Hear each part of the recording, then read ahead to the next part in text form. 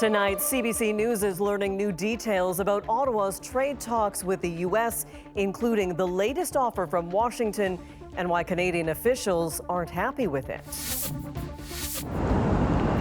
As the clock ticks towards a major deadline, what it could mean for the possibility of a deal being reached. Plus, BC's unrelenting wildfires are devastating lives and livelihoods. There really is that connection with the animal. The impact on farmers. And all eyes on the skies for a rare spectacle. It makes you remember that you're part of something bigger. Millions in Europe take in a total eclipse of the sun. From CBC News, this is The National with Crystal Commencing. Thanks for joining us. Adrian is away. Canada is now just 1 week away from the threat of punishing new U.S. tariffs. And tonight, sources tell CBC News the two sides are still far from a deal. Trade Minister Dominic LeBlanc and Canada's chief negotiator remain in Washington trying to close that gap, but so far, no breakthrough. Kay McKenna joins us now from Washington with more details about what's happening behind the scenes. Kate, what do we know? Well, sources say that the U.S. made a counteroffer to Canada yesterday and that Canadian negotiators aren't happy with it, so there's no deal in sight, at least for now. U.S.-Canada Trade Minister Dominic LeBlanc met with his counterpart Jamieson Greer on Tuesday for the third time in 3 weeks, and since then I've been able to speak with two sources familiar with the trade talks who are on both sides of the border. We're not naming them because they're not authorized to speak publicly about negotiations, but they say both sides have been making proposals over the last few weeks. The U.S. has 9 priority issues they'd like to see addressed, including removing retaliatory tariffs on U.S. products, putting American booze back on provincial shelves, and tweaking how dairy quotas work. Sources say the U.S. also wants to create a new security, critical mineral, and energy partnership with Canada that would see them get preferential access to the market. The U.S. is willing to make some concessions on things like the base rate tariff on autos, but they're not willing to go as far as Canada wants, at least not yet. Well, as we mentioned, this deadline is fast approaching. What could happen next? Well, talks are continuing. Top Canadian officials remain in Washington, but they've got 6 days before new tariffs take effect on some $28 billion in Canadian exports. The goal is to present a deal to the president by next Monday or Tuesday, and they're not there yet. The Prime Minister has said retaliation could be on the table, asking the premiers to suggest potential options to hit back last month. We also reported last week that Canadian officials have warned the U.S. if there's no deal by next Wednesday, then Canadians may not have the appetite to keep going with these talks. Kate McKenna in Washington tonight. Thank you. You're welcome. There's some breaking news tonight on a potential deal between Quebec and Newfoundland and Labrador. CBC News has learned they are set to announce a new deal to develop hydroelectricity in Labrador. The CBC's Peter Cowan joins us now from St. John's. Peter, what do we know about this deal? Sources inside the provincial governments, both here in Newfoundland and Labrador and in Quebec, say that there are just 2 or 3 small issues before they expect to have a done deal.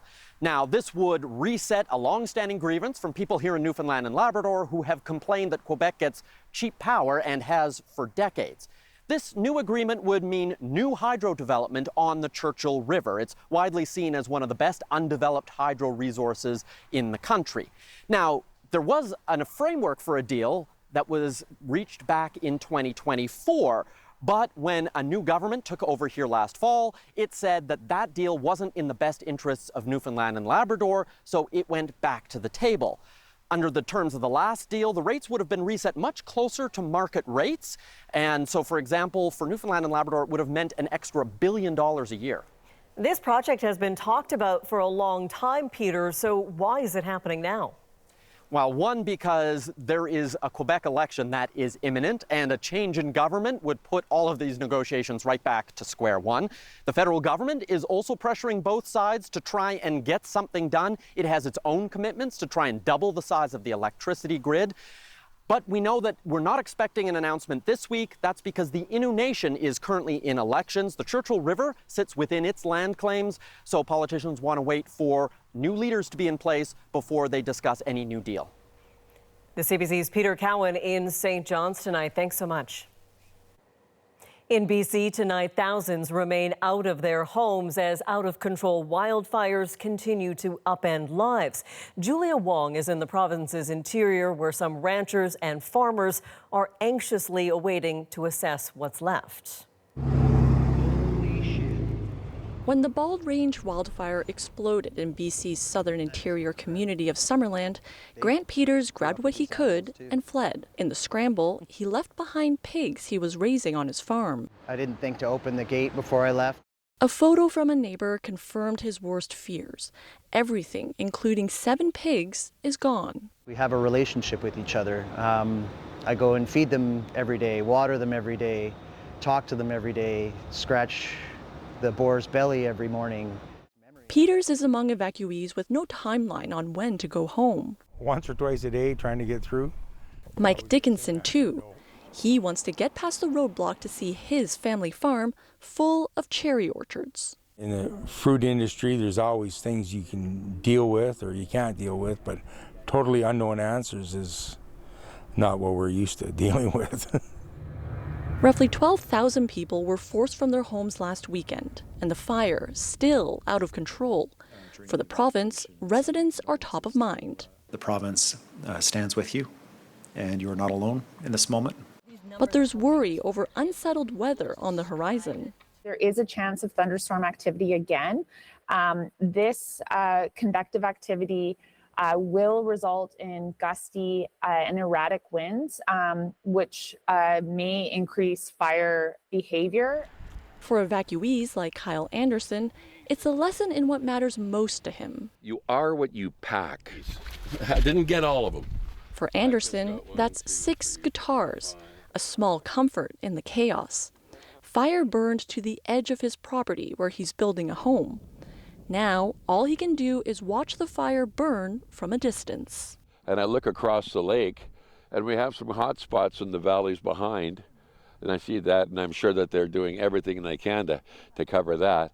But when I asked BC Wildfire Service whether the worst is behind fire crews or if that's still to come, the answer, by no means are they out of the woods yet. And Julia, BC's premier is proposing to look into how the fire response has played out. Yeah, David Eby says there will be a review into the fire and the emergency response, which created a huge demand for services for evacuees. That review will include a debrief with agencies to discuss what could be done better in the future. All right, thanks so much, Julia. That's Julia Wong reporting from Penticton, BC tonight. Dire warnings tonight from the World Health Organization. It says the Ebola outbreak in the Democratic Republic of Congo is spreading rapidly and is on track to be the deadliest on record. Lauren Pelly now with the devastating consequences and why scientists say it is out of control. In the Democratic Republic of Congo, this summer's outbreak of Ebola is already the 2nd largest on record. And it's moving faster than any previous Ebola outbreak.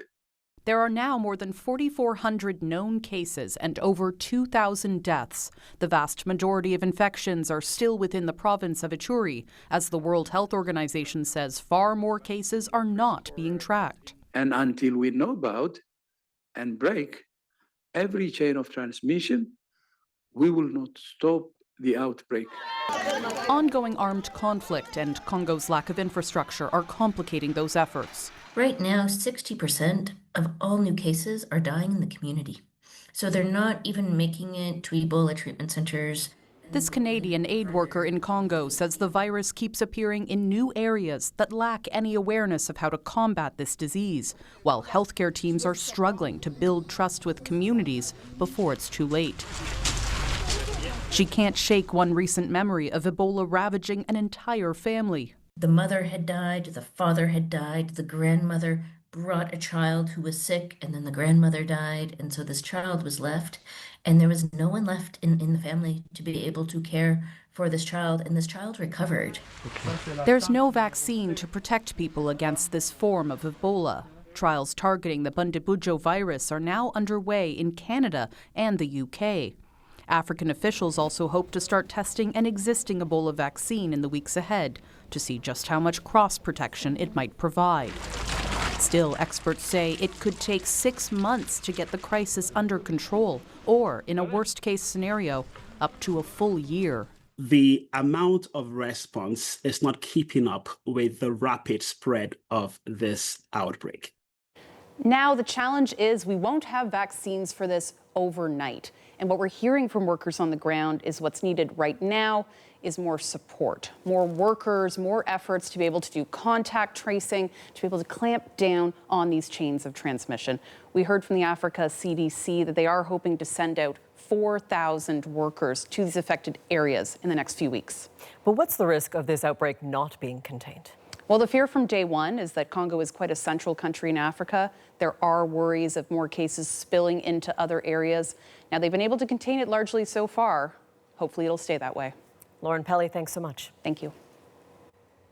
At least 3 people are dead in the aftermath of powerful storms across the U.S. Midwest. In Ohio, a traffic camera caught a car driving on a highway getting flipped over by a possible tornado. In Indiana, a 4-year-old boy was killed after a tree fell on a house directly into the bedroom where he was sleeping. Another person was killed when their home exploded, possibly from a ruptured gas line linked back to the storm. Cleanup continues, but officials warn the danger is not over. Multiple communities are now grappling with severe flooding, some under a state of emergency. It was crazy to, how the wind just picks up and does that to, the tree. At its peak, more than 800,000 customers were without power. Here at home, extreme weather is exposing problems in wastewater infrastructure.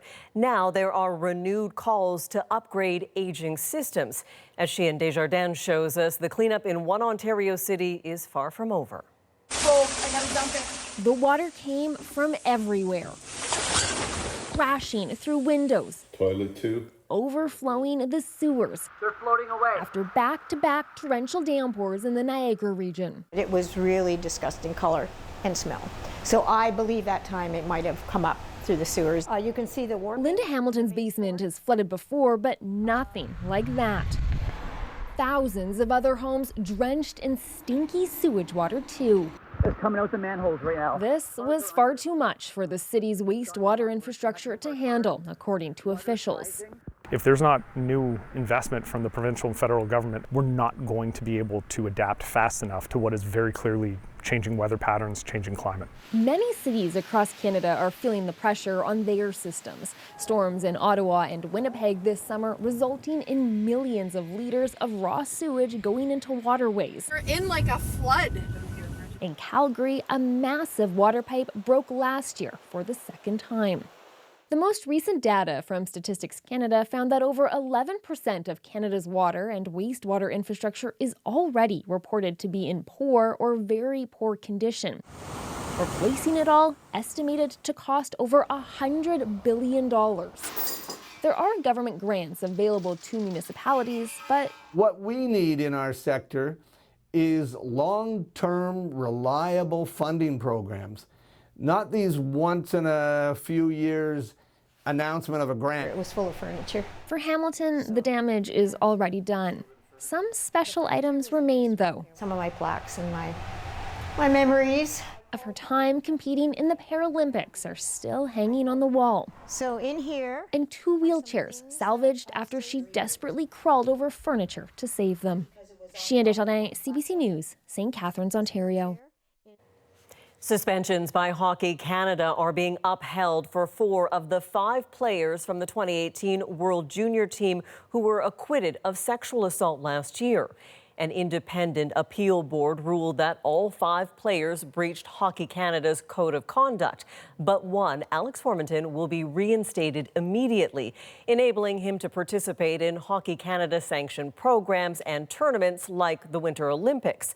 Cal Foote, Carter Hart, Dylan Dubé, and Michael McLeod remain suspended for varying lengths of time, up to 4 years. Hart and Dubé currently play in the NHL. In Los Angeles, a grand jury has indicted Nick Reiner on first-degree murder charges in the killing of his parents, filmmaker Rob Reiner and Michelle. The newly unsealed indictment alleges Nick was lying in wait before attacking his parents. That claim would permit the death sentence if prosecutors choose to seek it. He has entered a not guilty plea. The couple was stabbed to death in their home last December.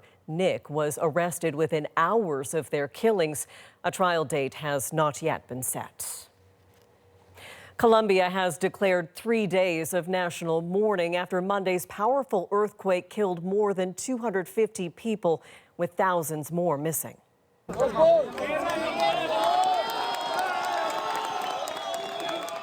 Still, there are moments of hope, like this rescue of a survivor pulled from the rubble of a collapsed hotel 36 hours after the 7.4 magnitude quake, the strongest to hit the country in a century. Across Europe tonight, millions are still marveling after a total solar eclipse visible across parts of the continent. It is the first time that's happened in decades. Nala Ayed now with scenes from this rare spectacle. Struggling with wildfires and straining under heat warnings, Spain somehow still played host to thousands drawn by the eclipse. The first total eclipse on the Iberian Peninsula in more than a century, a larger-than-life moment for Spaniards and foreigners alike.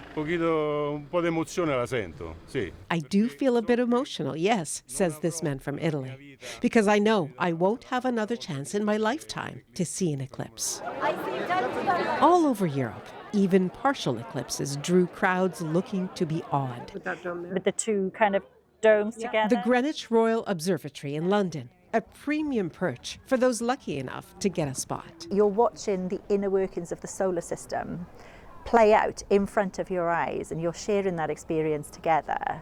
I think that there is something really special about that, because it makes you remember that you're part of something bigger. For this group of Canadians visiting Spain, eclipses are much more than a spectacle, a perfect opportunity to raise money for threatened species. Wow. For a year now, by selling solar glasses like the ones they're testing here online. They are in 4 different languages to accommodate for English speakers, French speakers, Spanish. This year's campaign is their second, this time protecting fin whales. Yeah, so the solar eclipse is following the migration path of the fin whales from Iceland down the coast of UK to Spain. So that's our target audience.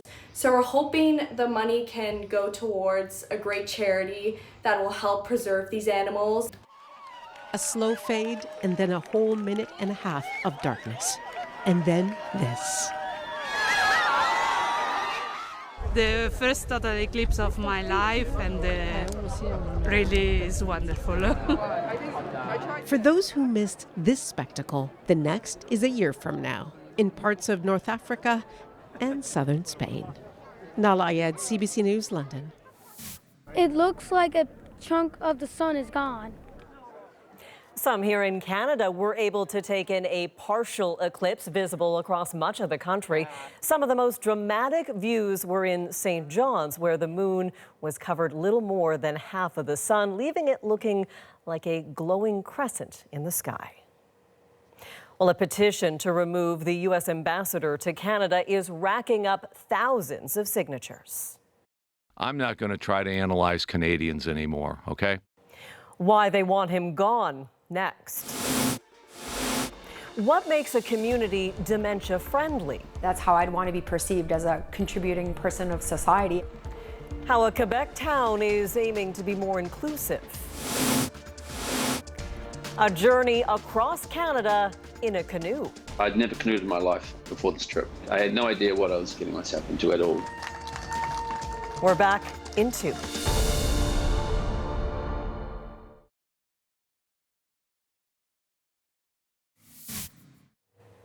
White House Press Secretary Karoline Leavitt says she is stepping down to spend more time with her children.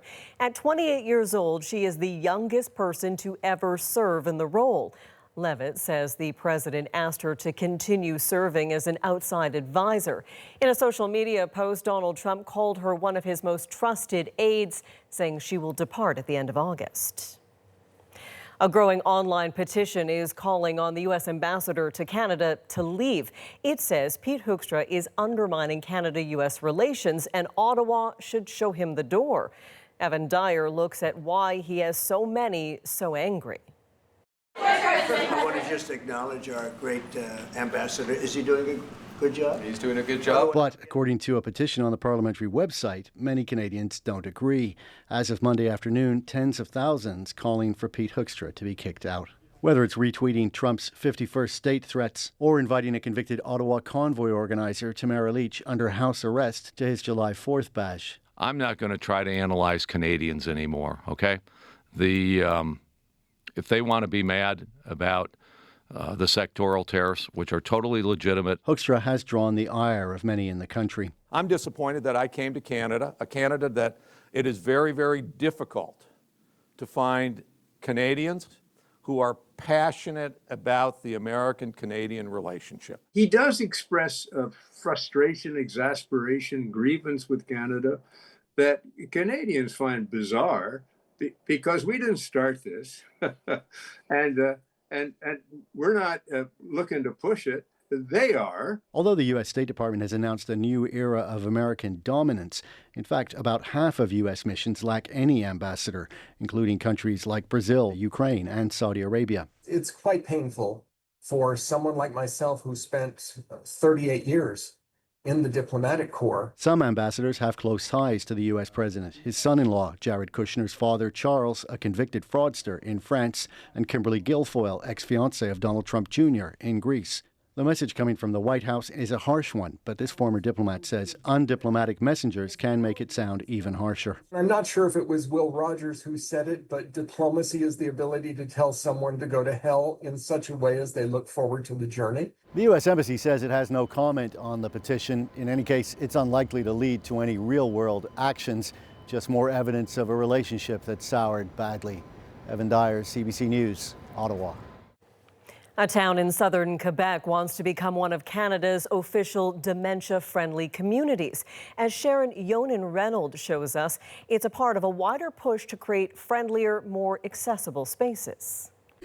We're swimming across the lake. This isn't your ordinary seniors meetup. Nearly everyone in this circle is living with dementia. Let's stretch our neck. We're gonna look up at the ceiling. A diagnosis that changed the Quinlan's lives. Now Patrick needs me more and more, so I have to be there pretty well all the time. The local Alzheimer's Society has secured federal funding to turn the town of Brome Lake into a dementia-friendly community. That person has to live with Alzheimer's disease, but they still have their own personality, their own values, their own history. So we want to make sure with the dementia-friendly community that all of this is put to the front, to the center, and that the disease takes a back seat. But how do you actually do that? Well, to start, the Alzheimer's Society will provide training to city employees, emergency services, and local merchants. The goal is to teach them how to better accommodate and serve people with dementia. We want to make sure that there is a physical contact like that. I think of myself, if that was to happen to me, that's how I'd want to be perceived, as a contributing person of society. The Alzheimer's Society of Canada estimates that almost 800,000 Canadians are living with dementia. It expects that by 2030, that number will reach 1 million. Cities like Calgary and Waterloo, Ontario have already taken similar steps to make their communities dementia-friendly. Bruyette says the local organization also hopes to implement other measures in Brome Lake, like clearer signage and public spaces designed for people with dementia. She says those decisions will include people like the Quinlans, You're good. who hope these steps are only the beginning of a broader societal change. We should be very open about it and be able to understand and welcome, the people and give them a hand. Let's go. Sharon Yonan-Reynolds, CBC News, Brome Lake. A man dressed as a trash can has become a prominent candidate in a UK by-election. Anybody is free to stand in an election, no matter how idiotic the get-up. The showdown between Count Binface and the leader of the UK's right-wing populist party. How exactly did Donald Trump swap planes undetected amid threats from Iran? I'm number one on their list before you. But if I go, you go. A closer look at the elaborate ruse. Those stories coming up next.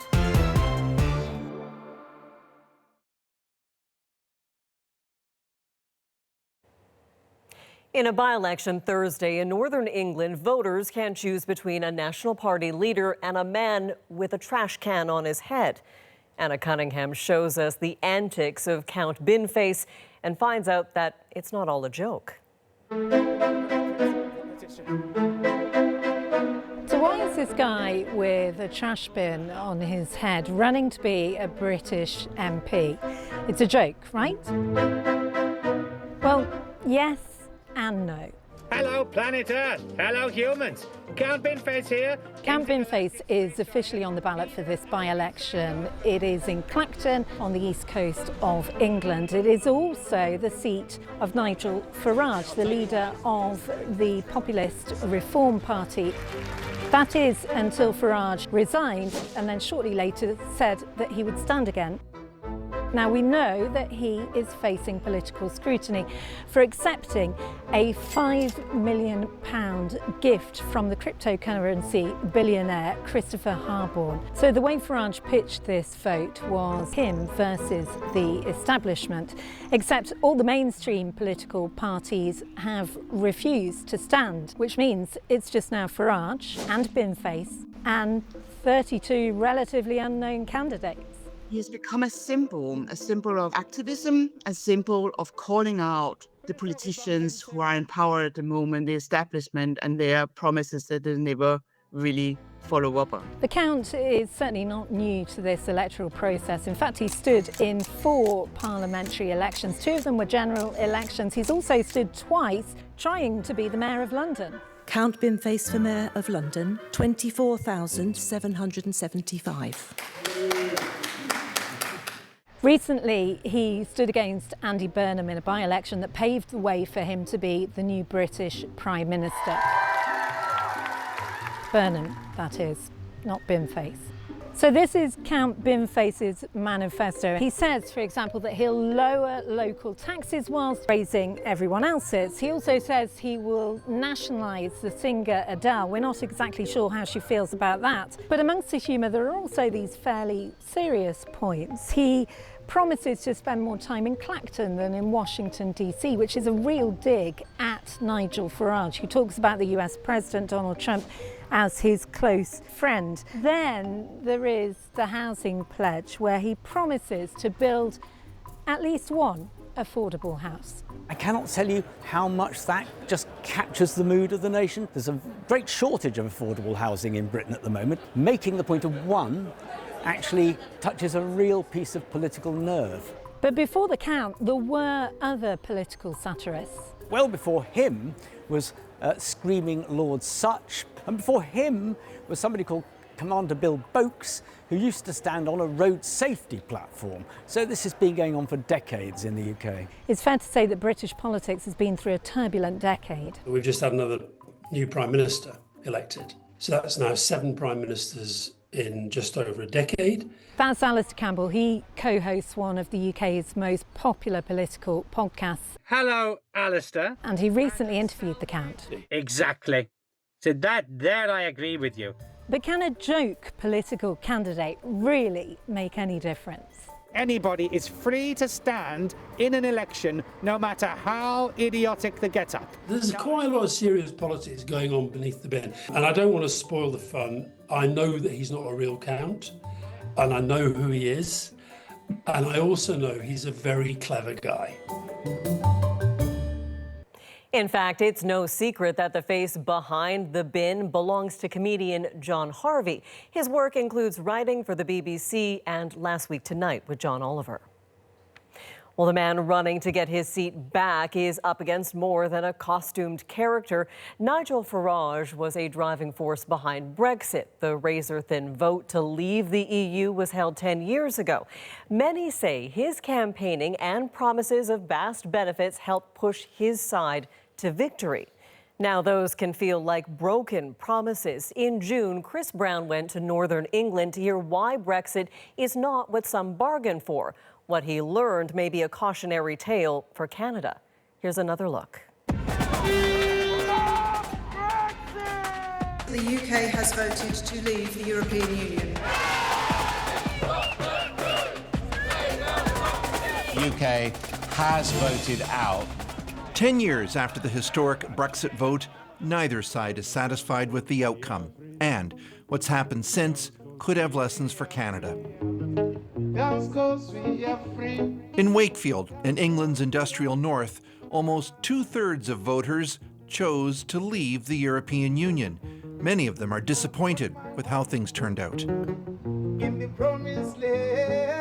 The British people, I believe, voted for Brexit to control our borders, to control immigration, and it just hasn't happened. Just caused a load of nonsense for nothing. Nothing's changed, it's still exactly the same.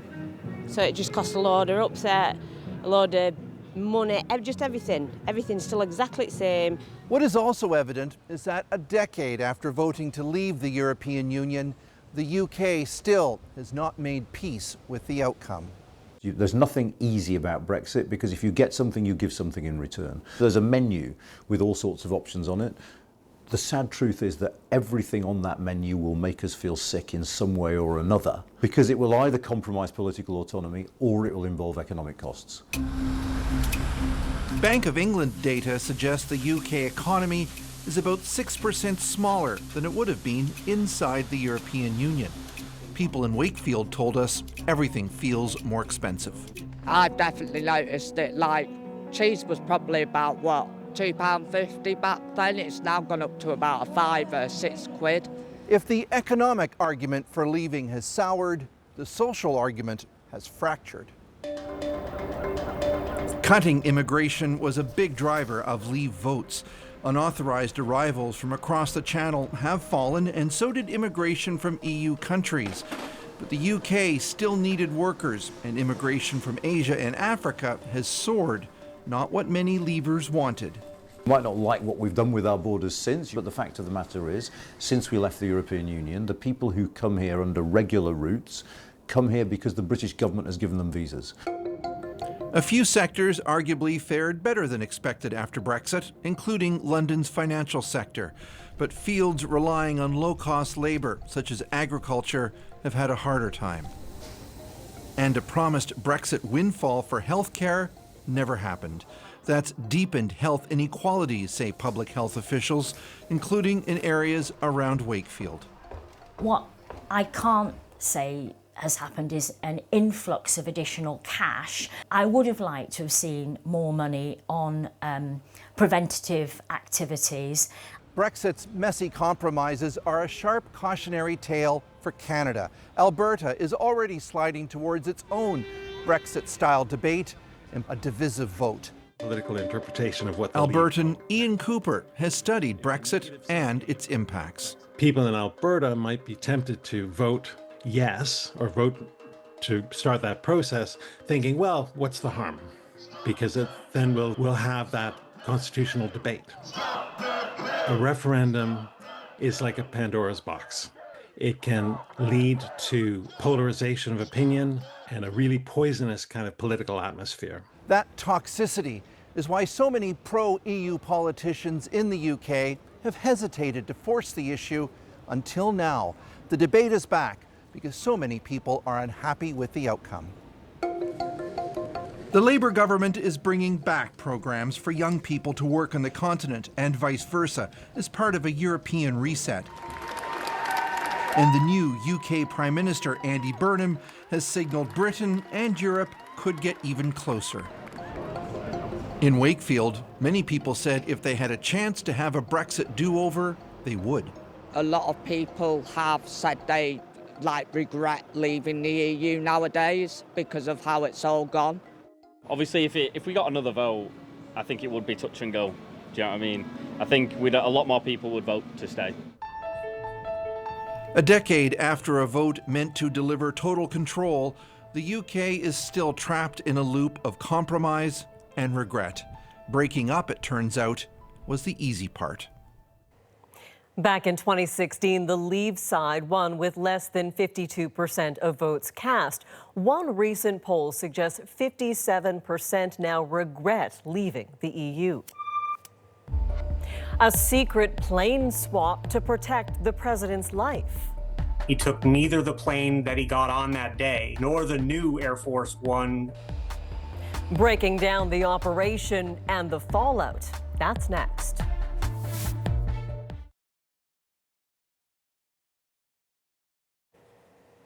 The fallout continues from the news of U.S. President Donald Trump's secret plane swap. The operation took place last month, supposedly to protect the president from an Iranian threat.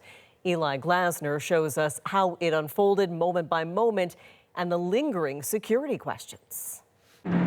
A little over a month ago, on board Air Force One, flying home to the U.S. from Britain after leaving Turkey hours earlier, President Donald Trump was asked about credible threats from Iran. I'm number one on their list before you. But if I go, you go, right? If I go, you go. Interesting choice of words. But as the Washington Post first reported, the military carried out a detailed decoy operation to protect the president, who was separated from the press for his safety. On Tuesday, the president confirmed the ruse. They wanted me to go on a different flight, a different plane, equal safety, but they wanted me to do it, so I do it. I do what they say. Why did they want you to do that? I guess there was a threat out there. I didn't really ask them much about it. So you're in this weird nebulous world where there's a lot of shells moving around in this game. Dan Lamothe is one of the reporters who broke the story. When the world was watching President Trump climb into Air Force One in Turkey, what did we not see? What was happening?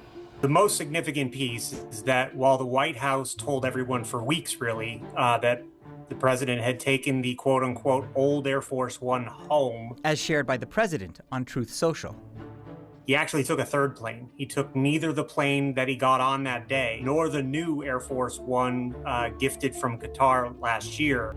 The plane that actually carried the president from Ankara to a military base in Britain was the C-32A. Flying under the call sign Air Force Two, the military version of a Boeing 747 often carries the vice president and other senior officials.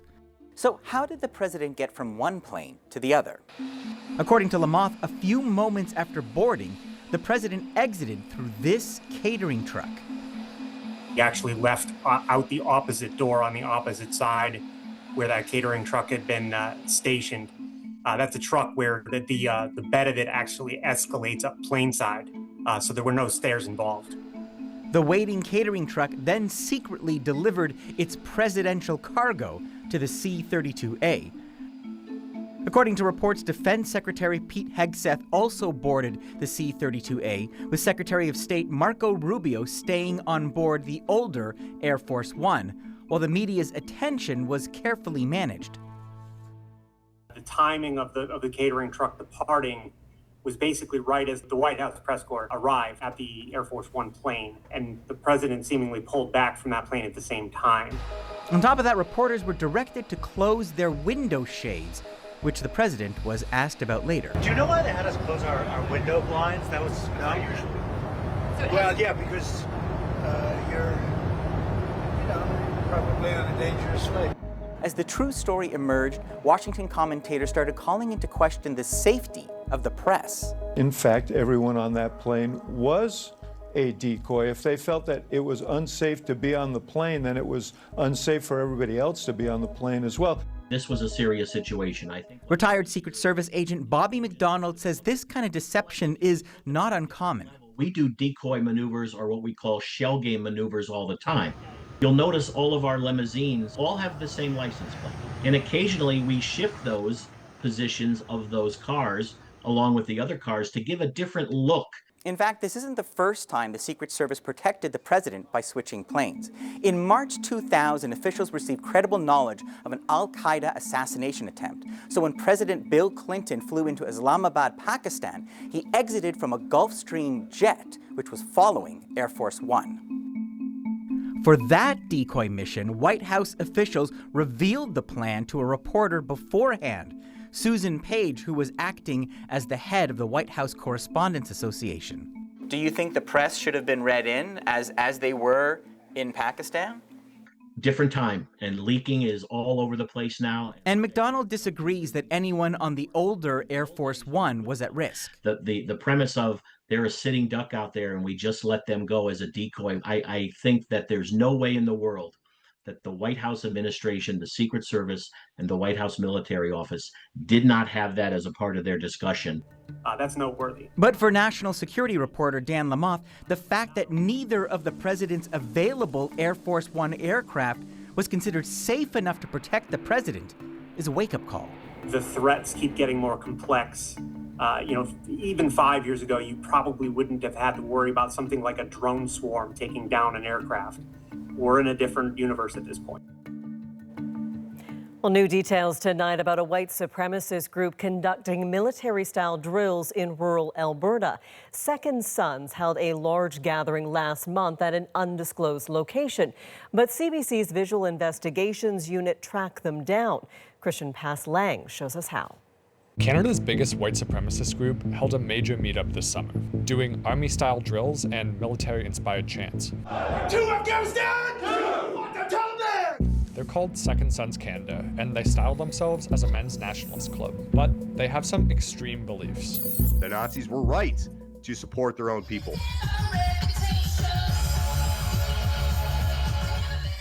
Now, Second Sons doesn't want anyone to know where exactly this gathering took place, only saying that it was in the foothills of Alberta. We start with this image of an overpass on a major highway. We see this sign here, exit to Calgary. There's only so many of those, and we get lucky with a match on the first try. The sign and this feature here match. So now we know this happened near the city of Okotoks, south of Calgary. Okay, but what about the building where they gathered, ate, and sparred? Well, we've got a hunch because we've seen this kind of thing before. Second Sons renting out unsuspecting community centers that aren't aware of the group's true purpose. So we start looking for community centers in the area, and we find it. The Square Butte Community Hall in Millerville, Alberta, not far from Okotoks. It's a volunteer-run, historic space. We find that this distinctive gate matches Second Sons footage, and the building itself matches too. And on the hall's website, we find a 3-day booking that fits the timeline. To find out what locals think, we team up with our colleagues at CBC Calgary, and they go to Millerville. What's it like hearing that Canada's largest white supremacist group was here a few weeks ago hosting a gathering? Honestly, I'm really surprised. People out here are pretty accepting, but I think they would still be quite shocked to see something like that going on. I am absolutely shell-shocked that something like that would happen out here. Completely disturbing. I am at a loss for words. If there's anything you'd like us to investigate, email us at vi@cbc.ca. The venue told CBC that Second Sons did not identify itself when booking the hall. In Ontario this week, Hamilton's mayor sent letters to local businesses warning them that another white nationalist group was advertising a conference in the area and to be aware of who is booking their venues and services. Coming up, a New Zealand man braves Canada's waters. I just bought a canoe and I put it in the Rocky Mountains and I went. His adventure across the country is next in our moment.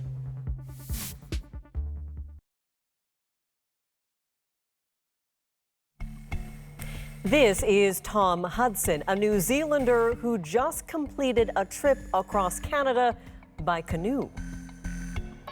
Now, before this, he had never canoed before, but decided to embark on a new challenge. His adventure makes our moment. I just canoed across Canada solo, starting in the Rocky Mountains and ended in Montreal. It was a pretty incredible moment. In total, it took me 216 days.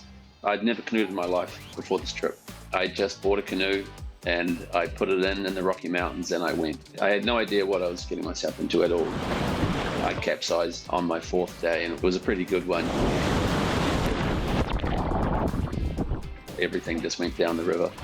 I'm not going to do that again. There was so much more good came of it. The Canadian people have been absolutely incredible to me. People that have no reason to help and they just want to. Before this trip as well, I'd never seen a moose in my life. I'd never seen a bear. I'd never seen a wolf. One day I saw 14 moose. I kind of felt a bit guilty that I haven't said something profound after a trip like this. I think it's going to take me a little time to process that whole experience.